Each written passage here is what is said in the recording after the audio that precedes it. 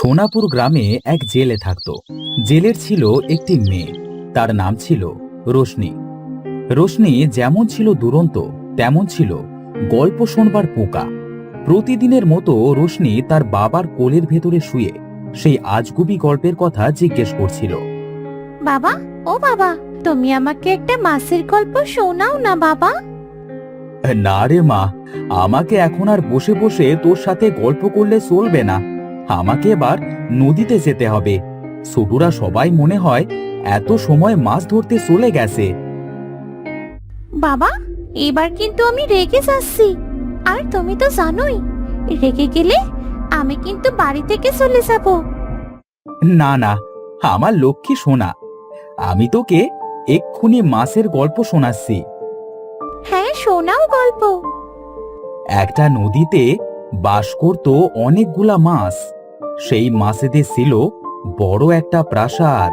সেই প্রাসাদে মাছেদের কোনো শান্তি ছিল না। কেন শান্তি ছিল না বাবা? কারণ সেই নদীতে অনেক জেলে একসাথে মাছ ধরতে যেত, আর তারা প্রতিদিন এত মাছ ধরতো যে প্রাসাদটা প্রায় মাছ শূন্য হয়ে যাচ্ছিল। খুবই দুঃখের কথা বাবা, মাছেদের জন্য আমার খুব কষ্ট লাগছে। দুষ্টু বুড়ি একটা, এই বানানো গল্প শুনে তোকে আর কষ্ট পেতে হবে না। এবার আমি গেলাম, তোর মাকে বলিস বাবা মাছ ধরতে গেছে। আচ্ছা বাবা, যাও, আমি মাকে বলে দেব।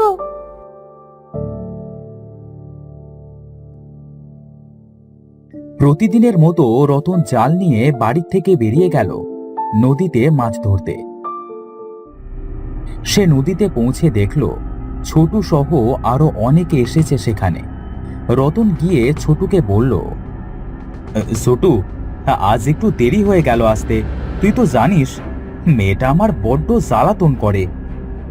ভাই, সেই কখন থেকে আমরা তোমার জন্য অপেক্ষা করছি, সেটা কি তুমি জানো?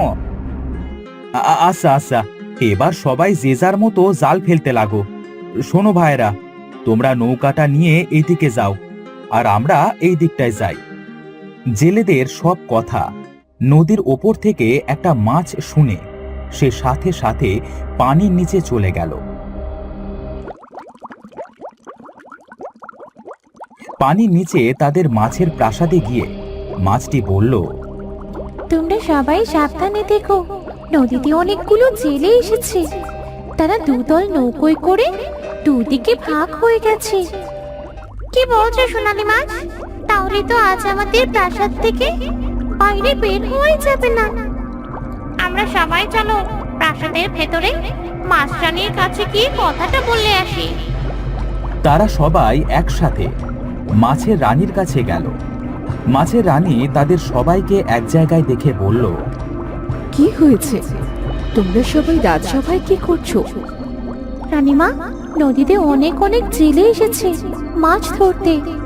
আমাদের সবার প্রাণের সংকট রয়েছে, তাই আপনার কাছে জানাতে এসেছি যে আমরা এখন কি করব রানীমা।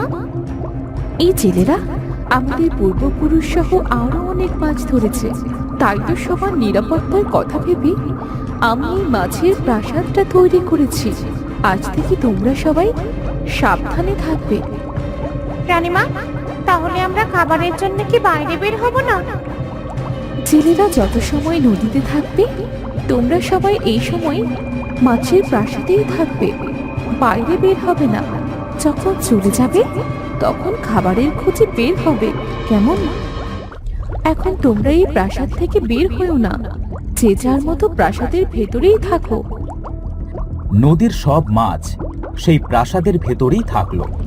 যত সময় জেলেরা নদীতে মাছ ধরছিল তত সময় কেউ প্রাসাদ থেকে বাইরে বের হলো না।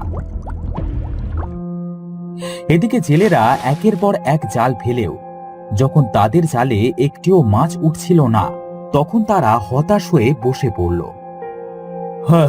সেই কখন থেকে মাছ ধরছি, কিন্তু জালে তো একটা মাছও উঠছে না। আজ মনে হয় আমাদের জালে একটা মাছও উঠবে না। ভাই, আজ বাড়িতে ফিরে চলো, দুদিন পরে আসবো। এবার কিন্তু সকাল সকাল আসবে রতন ভাই।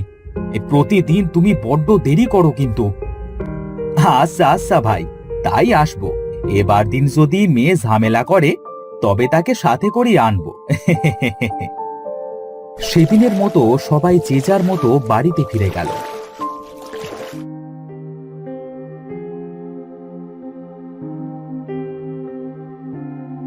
বাবা, মাছ কই?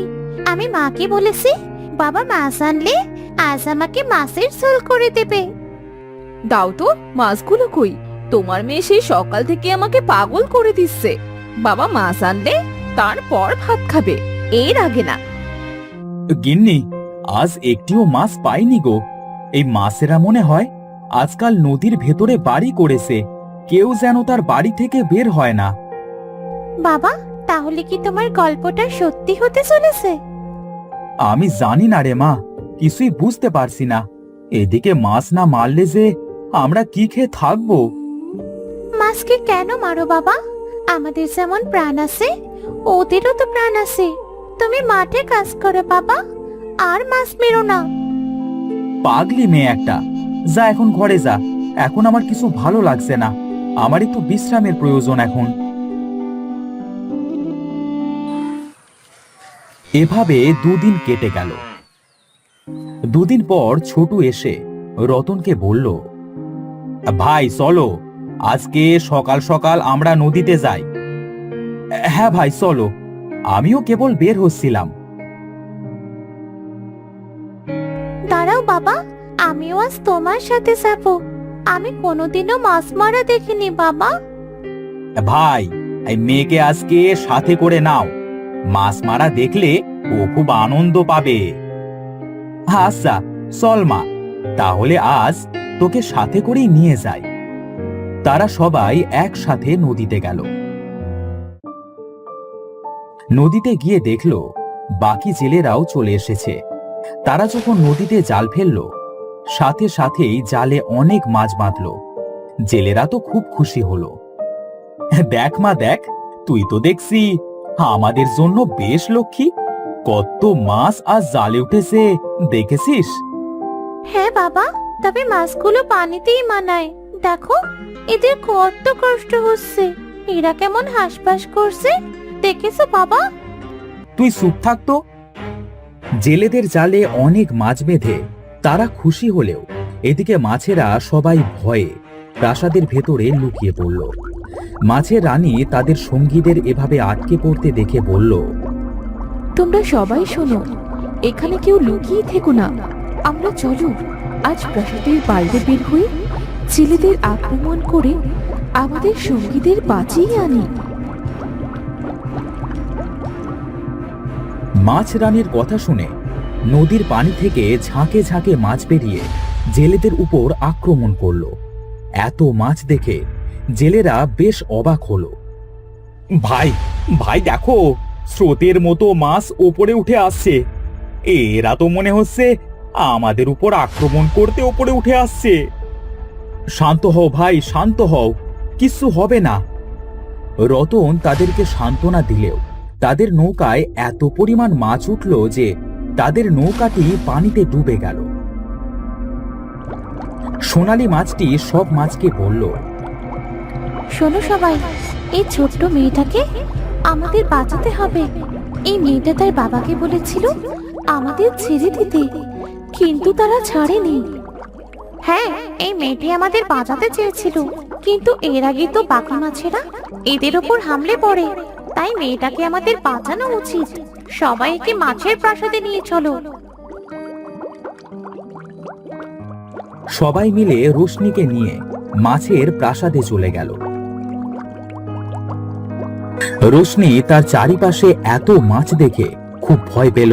তখন মাছের রানী রোশনিকে বলল, ভয় পেও না মেয়ে, তোমার কিচ্ছু হবে না। তুমি একটু সুস্থ হলে আমরা তোমাকে নদীর ওপারে রেখে দিয়ে আসবো।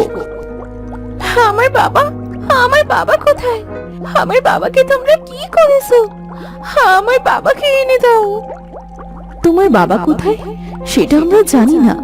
তুমি খুব ভালো মেয়ে, মাছেদের প্রতি তোমার মায়া আছে, তাই তোমাকে আমাদের এই মাছের প্রাসাদে এনেছি। আমার বাবাও অনেক ভালো, অভাবে শুনলে হয়তো মাছ মারে।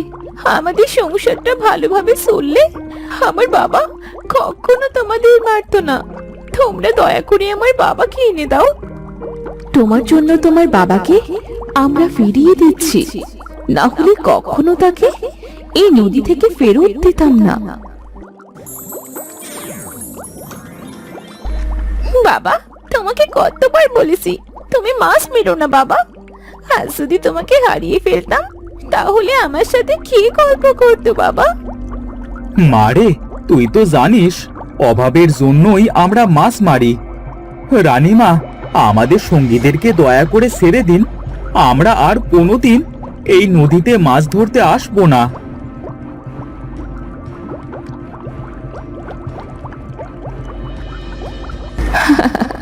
তোমরা চাইলে এখন থেকে এই নদী থেকে কেউ আর একটা মাছও মারতে পারবে না, কারণ গতকাল অমাবস্যার রাত চলে গেছে। সেই রাতে এই নদীর মাছেরা এক অলৌকিক শক্তি পেয়েছে।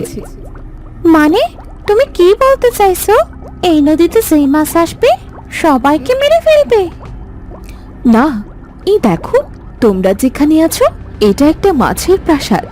এখান থেকে নদীর সব পানি এই মাছের প্রাসাদের ভেতরে চলে আসবে। মাছেরা এখন থেকে আর প্রাসাদের বাইরে যাবে না। হ্যাঁ, এর জন্য এখন থেকে কেউ আর নদীর মাছ ধরতে পারবে না। আজ থেকে এই মাছের প্রাসাদটা খুব বড় হয়ে যাবে, একদম নদীর সমান। নাও তোমার সঙ্গীদের। সঙ্গী হারালে কেমন লাগে এবার বুঝতে পেরেছো তো? জি রানীমা, আমরা বুঝতে পেরেছি। সোনালী মাছ, এদের সবাইকে একবার করে স্বর্ণের মুদ্রা দিয়ে দাও, যেন বাকি জীবনটা এরা সুখে কাটাতে পারে। মাছের রানী, তুমি তো অনেক ভালো, তোমাকে অনেক অনেক ধন্যবাদ। আমরা সারা জীবন তোমার কথা মনে রাখবো। হ্যাঁ মিষ্টি মেয়ে, এবার তোমরা আসতে পারো।